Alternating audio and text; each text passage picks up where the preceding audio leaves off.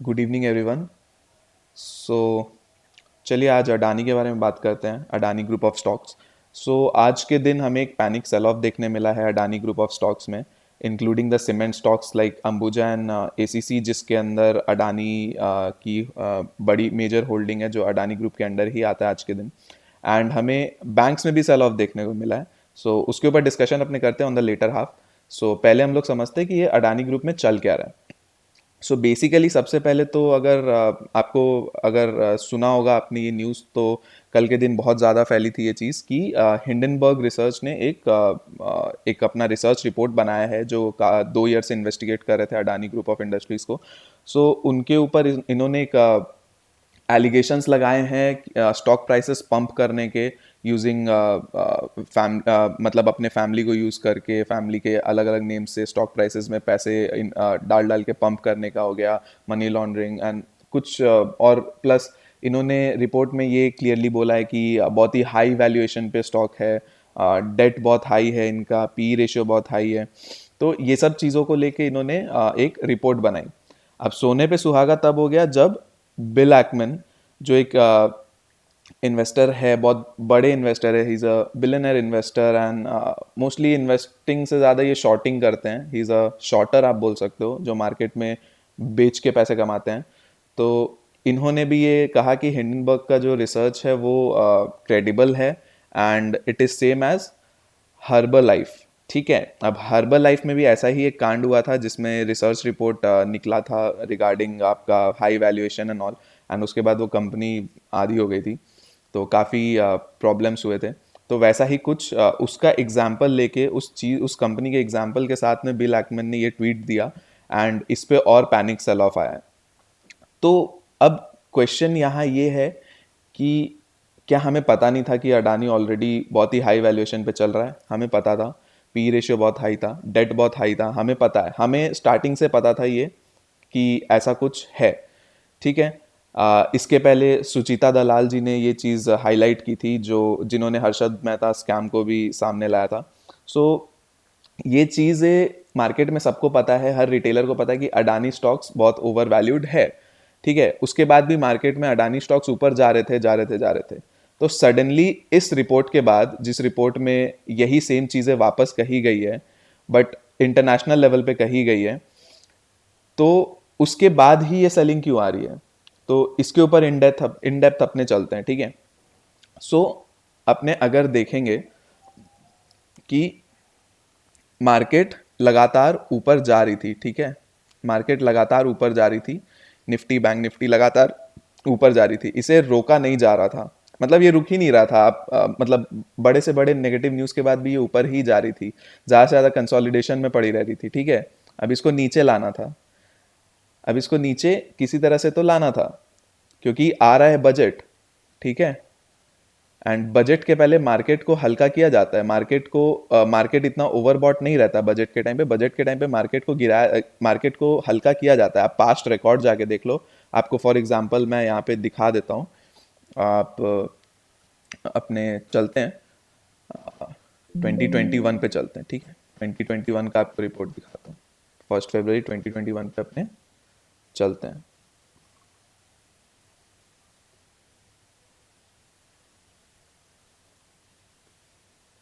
चलिए, और यहाँ पे अपने बैंक निफ्टी में चलेंगे। ठीक है, तो अभी आप अगर देखोगे,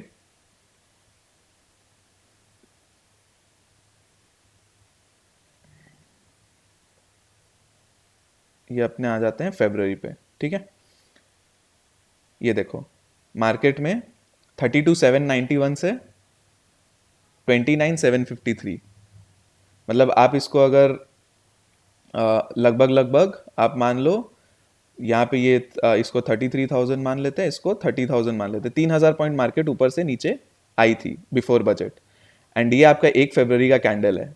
एंड यहाँ पे बजट से स्टार्ट हुई, यहाँ आपका 31,000 के आसपास से मार्केट चली गई 37,000 के आसपास। 6,000 पॉइंट की रैली है आफ्टर बजट। ठीक है, लेकिन उसके पहले मार्केट को क्या हल्का किया गया? हाई से किया गया। ये देखो, हाई पे हाई थी। अब उसके पहले ये 1 2 3 4 5 5 दिन के अंदर अंदर मार्केट को पूरा हल्का किया गया। ठीक है, उसके बाद ये रैली देखो, ऐसे ही आप जाओगे तो 2022 में भी, अब 2022 में क्या हुआ था कि रैली थोड़ी सी जल्दी आ गई थी। अपने अगर चलते हैं 2022 में, रैली थोड़ी जल्दी स्टार्ट हुई थी। ये देखो इस जगह पे, ठीक है, ये बजट के दिन का है जिसमें डोजी कैंडल बना था 1 फेब को। अब यहाँ पे मार्केट को 38,800 से 36,200, 36,400, ठीक है। यहाँ पे भी ऑलमोस्ट आपको आपके आपको मार्केट को लगभग लगभग यहाँ पे 2-2.5 हज़ार पॉइंट गिराया गया। उसके बाद आ, यहाँ से खींचा गया, ठीक है, 25 जनवरी से खींचा गया मार्केट को। यहाँ पे लगभग लगभग 3,500-4,000 की पॉइंट की रैली है, ठीक है। अब हो सकता है बजट के पहले भी रैली स्टार्ट हो, और अगर वो नहीं होती है तो बजट के बाद एक बहुत ही ब्रूटल रैली स्टार्ट होती है जनरली, ये हिस्ट्री में अभी देख रहे हो आप, ठीक है। अब क्या होता है, हमारे मार्केट्स बहुत हाई थे, हमारे मार्केट्स एकदम ऑल टाइम हाई, ये ऑल टाइम हाई के बाद हल्के फुल्के ही नीचे आए थे, बहुत ज़्यादा मार्केट में कोई गिरावट थी नहीं। अब क्या होता है, बजट में कुछ भी आए उसके बाद अगर कुछ भी पॉजिटिव रहता है तो बाइंग आनी है, बाइंग आनी है, ठीक है। अब बाइंग, बड़े प्लेयर्स कहाँ से बाइंग करेंगे? बड़े प्लेयर्स तो यहाँ से बाई करेंगे नहीं या यहाँ से बाई करेंगे नहीं, बड़े प्लेयर्स वेट करेंगे नीचे, मार्केट को नीचे ला ला के नीचे से बाइंग करेंगे ना मार्केट को। बड़े प्लेयर्स क्या होते हैं, नीचे से बाइंग करते हैं, और जो रिटेलर्स होते हैं वो नीचे में पैनिक में सेल करते रहते हैं और ऊपर में जाके फंस जाते हैं, ठीक है। ये जनरल मार्केट का चलन है। तो इस चीज को आपको समझना पड़ेगा कि अडानी का जो न्यूज था, इसको इस ही पर्टिकुलर टाइम पे ही क्यों हाईलाइट हुआ बहुत ज्यादा, और हाईलाइट तो पहले भी बहुत हो रहे थे, लेकिन इसी पर्टिकुलर टाइम पे इतनी सेल ऑफ क्यों देखी जा रही है, क्योंकि ये सब चीजें पहले से पता थी, सबको पता थी कि ओवर वैल्यूड है अडानी। तो सेलिंग उस टाइम पे क्यों नहीं आई, अभी क्यों आई? क्योंकि ये टाइमिंग ऐसा है, ठीक है। अब इस टाइमिंग पे हो सकता है मंडे के दिन एक और ऐसे बड़ी रेड कैंडल खड़ी हो जाए, ठीक है, मार्केट में इस सपोर्ट के आसपास आ जाए, मार्केट में 39,000 के आसपास आ जाए, फिर यहाँ से एक रैली जनरेट हो बड़ी, ठीक है, 44,000 तक भी जा सकता है, किया जा सकता है, very very very high possibility. और हो सकता है कि मंडे से यहाँ से एक कंसोलिडेशन फेज चालू किया जाए, बजट के बाद ऊपर खींच दिया जाए, या फिर मंडे से यहीं से रैली चालू कर दिया जाए। Anything is possible right now, ठीक है। बट सेल ऑफ आना जरूरी था, मार्केट को हल्का करना जरूरी था। तो Adani was the trigger, Adani को ट्रिगर बना दिया गया, ठीक है।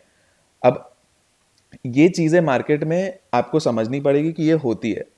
अब लेकिन ये नहीं कह रहा हूं मैं कि अडानी में अगर ये ऐसा है तो आप अडानी को खरीद लो, अडानी के स्टॉक्स खरीद लो। अडानी के स्टॉक्स अभी भी ओवर वैल्यूड है, आप अभी इन्वेस्टमेंट के लिए मत सोचो उसको, उसको वैल्यू पे आने दो, उसको वैल्यूएशन पे प्रॉपर आने दो, अगर आपको करना भी है तो उसको अभी मत सोचो। अभी जो आप ऑलरेडी अगर हाई पे इन्वेस्टेड हो तो आपको कॉशियस रहना होगा। आपको मैं लेवल बताता हूँ पहले कि अडानी का कैसे क्या है। तो अडानी एंटरप्राइजेस पे आप अगर जाओगे तो ये एक सपोर्ट लेवल है मेजर आपका, 2400 के आसपास का एक सपोर्ट लेवल बन रहा है, ठीक है। अगर 2400 टूटता है तो ये बहुत बड़ी गिरावट अगेन आ जाएगी, आपको 1800 1900 भी आ जाएगी लेके, ठीक है। तो 2400 एक मेजर सपोर्ट है, ठीक है। तो ये चार्ट्स के हिसाब से, ठीक है। बट आपको ये चीज़ ध्यान में रखना है कि आप कहीं पे भी जो इन्वेस्टमेंट्स कर रहे हो या जो भी कर रहे हो, आप पैसे बस ये नहीं कि बहुत गिर गया अभी ले लो, गिरने को और भी गिर सकता है, गिरने को 1900 1800 1900 आ जाएगा, कोई बड़ी बात नहीं है इसके अंदर। तो आप अभी से बाइंग करके मत चलो, ठीक है। अभी आप बजट तक तो कुछ मत सोचो, बजट के बाद आप प्लानिंग करना जो भी करना है, ठीक है। ये चीज़ हुई। सेकेंड चीज़, बैंक्स, बैंक्स आज बहुत ही ब्रूटली फॉल हुए। बैंक्स में 1300 पॉइंट की फॉल आपको देखने को मिली आज के दिन। अब बैंक्स को क्यों गिराया जा रहा है? 2 दिन के अंदर अंदर 2,500 पॉइंट बैंक गिर गया, बैंक को क्यों गिराया जा रहा है? अडानी ग्रुप ऑफ इंडस्ट्रीज में जितने भी डेट है बैंक से ही लिया गया है। एसबीआई एक बहुत बड़ा लेंडर है, ठीक है। तो ये सब चीज़ें अब क्या है, एसबीआई है, आईसीआईसीआई है, ठीक है, ये सब बैंक्स में अडानी के पास, अडानी ने बहुत लोन ले रखे हैं इन सब बैंक से, राइट। तो अब क्या होगा, अब पैनिक क्या हुई कि अडानी के ऊपर जब एलिगेशन आ रहे हैं तो सबसे पहले बैंक्स गिरे हैं, क्योंकि बैंक्स को अब इन्वेस्टर्स को क्या लग रहा है कि बैंक्स में एक और नए टाइप का फ्रॉड हो जाए, एक और एनपीए क्रिएट हो जाए, ठीक है। अब अगर अडानी ये लोन नहीं चुका पाए तो बैंक्स में फिर दिक्कत आएगी, तो वो डर से बैंक्स में फॉल आ रही है, ठीक है। अब ये फॉल ही नेक्स्ट न्यू रैली का एक चीज बनेगी, ये फॉल पे ही नेक्स्ट न्यू रैली बनेगी। हमेशा आप याद रखना, जब भी फॉल आता है मार्केट में तो एक ऐसे इवेंट, बजट जैसे इवेंट को यूज करके ही नेक्स्ट रैली बनाई जाती है, ठीक है, ये सब बहुत ही कॉमन चीज़ है, ये सब आप धीरे धीरे विद एक्सपीरियंस आप सीखोगे। ठीक है, तो ये बहुत नॉर्मल चीज़ है, इंपॉर्टेंट चीज़ है, तो आपको ये समझनी पड़ेगी। एंड आप अपने जो मेजर बैंकिंग स्टॉक्स है, खास करके आपके अगर फोलियो में है, आपके इन्वेस्टमेंट्स में है, तो उनको आप अभी पैनिक में सेल ऑफ मत करो। आपको अगर और नीचे मिल जाता है तो आप बाइंग करते चलो। आप बजट के बाद उसको बाइंग, बजट के दिन या बजट के नेक्स्ट डे से आप उसको बाइंग करना वापस से नीचे से, आपको एक अच्छी रैली अगर मिल गई बजट के दिन, अगर बजट में कुछ भी नेगेटिव नहीं हुआ, एक अच्छी पॉजिटिविटी आई, तो आपको एक बहुत बड़ी रैली जनरेट होते दिखेगी। क्योंकि इंडिया को बनना है $5 ट्रिलियन इकोनॉमी। ठीक है, $5 ट्रिलियन इकोनॉमी अगर इंडिया को बनना है तो बैंक्स का परफॉर्म करना बहुत ज़रूरी है। तो बैंक्स अगर ऊपर नहीं जाएंगे तो इंडिया $5 ट्रिलियन इकोनॉमी नहीं बन पाएगा। ठीक है, तो ये चीज़ आपको समझ के चलनी है। तो इस चीज़ को आप ध्यान रख के चलोगे ना, तो आप प्रॉपरली आप एनालिसिस समझ पाओगे, आप लॉन्ग टर्म व्यू समझ पाओगे, एज एन इन्वेस्टर आपको कैसे क्या करना है आप समझ पाओगे। तो आप डिप से डरो मत, सेलिंग आती है तो उस पर डरो मत, आप उल्टा एक अच्छे लेवल पे आपको मिले तो आप एवरेज आउट करो उसको, वहाँ पे और थोड़ा क्वांटिटी ऐड करो। कभी भी इन्वेस्टमेंट पे अपना 100% कैपिटल डिप्लॉय नहीं करते हैं। ठीक है, हमेशा आप 25% या फिर 50% के आसपास आप कैपिटल डिप्लॉय किया करो, तो आपको जब अच्छी डिप मिले तो आपके पास अपॉर्चुनिटी रहे और डालने के पैसे। ठीक है, तो ये सब चीज़ें हैं। तो ये बैंक्स का हो गया। ठीक है, अब बजट के बाद हमेशा जनरली बैंक में ही बड़ी रैली बनती है, बैंक्स में बहुत बड़ी रैली बनती है। होने को हो सकता है इस बार कुछ नेगेटिव आ जाए तो गिर भी जाए, मैं ये नहीं बोल रहा कि आप खरीद के ही चलो, बट आपको अगर साइंस वैसे मिले कि हाँ बजट अच्छा हुआ है, सब कुछ अच्छा है, तो आप एक रैली देखोगे। ठीक है, अब सेकेंड चीज़ क्या होती है, एक और चीज़ बजट के लिए, कि बजट में कुछ भी अगर नेगेटिव है, कुछ भी अगर नेगेटिव है जो एस्टिमेट किया जा रहा है कि ये नेगेटिव हो सकता है, तो उसको मार्केट हमेशा पहले से डिस्काउंट कर लेगी। किसी भी इवेंट में कुछ भी नेगेटिव होता है उसको मार्केट पहले से डिस्काउंट कर लेती है। तो मार्केट अब पहले से उसको डिस्काउंट कर लेगी, तो मार्केट में जो फॉल आना है अनसर्टेनिटी की वजह से वो पहले ही आ जाएगा। अब अगर इन केस बजट में कुछ नेगेटिव नहीं है एंड एवरीथिंग इज पॉजिटिव, अगर सब पॉजिटिव निकलता है तो मार्केट में एक बहुत बहुत बड़ी रैली जनरेट होगी, क्योंकि जो सेलिंग आनी थी नेगेटिविटी की वजह से ऑलरेडी आ चुकी है। ठीक है, और अगर ये ऐसा कुछ बहुत बड़ा नेगेटिव नहीं निकल के आया और बजट में सब पॉजिटिव रहा, अच्छा रहा, तो बहुत बड़ी रैली जनरेट हो सकती है। ये मैं एक्सपेक्ट करके चल रहा हूँ। ठीक है, आपको 44,000 वापस दिख जाएगा बैंक निफ्टी। ठीक है, तो ये चीज़ें हैं, तो आप पैनिक में अभी सेलिंग मत करो। हाँ, अडानी ग्रुप से दूर रहो थोड़ा, और खास करके जब तक वो अपने सही वैल्यूएशन पे नहीं आ जा रहे, और किसी भी स्टॉक में आप जब तक आप वैल्यूएशन आपको जब तक बहुत ओवर वैल्यूड लग रहा है, आप उस स्टॉक में एंटर मत किया करो। ठीक है, तो आप दूर रहो ये सब स्टॉक से अभी। और जो न्यूज़ वाले स्टॉक्स है ना, जो न्यूज़ ड्रिवन स्टॉक्स होते हैं, उससे थोड़ा सा आपको दूरी बनानी ही चाहिए। ऐसे भी आपका एनालिसिस प्रॉपरली काम नहीं करेगा उसके अंदर। ठीक है, तो होपफुली आपको चीज़ें समझ आई होगी, सीखने को मिला होगा। तो आप चैनल को लाइक करो, आप चैनल को शेयर करो, सब्सक्राइब करो, एंड वीडियो को लाइक करते चलो। एंड पैनिक मत करो, आपको वापस आपके लेवल्स मिलेंगे। मार्केट में ऊपर ही जाना होता है मार्केट को जनरली, एकदम नॉर्मल सी बात है। ठीक है, तो आप चैनल को शेयर करो फ्रेंड्स के साथ, सब्सक्राइब करो, एंड वीडियो को लाइक करते चलो।